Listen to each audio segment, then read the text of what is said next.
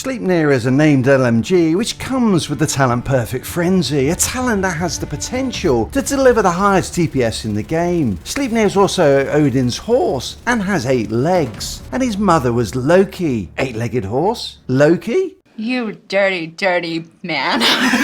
To create a build that delivers on the potential of this weapon, I needed to get past 3 big issues. Before that though, how do you even get this weapon? Well actually, you already have it, because Sleipnir is one of the 6 named blueprints you get from unlocking the specialization trees. So go get crafting. The way that the Perfect Frenzy talent works is pretty simple. For 5 seconds after you reload, your weapon damage and rate of fire are increased by 3% for every 8 bullets in your magazine. The base gun comes with 50 rounds, but with the gunner's large ammo pouch, this is boosted up to 100, resulting in a weapon damage and rate of fire buff of a whopping 37.5%.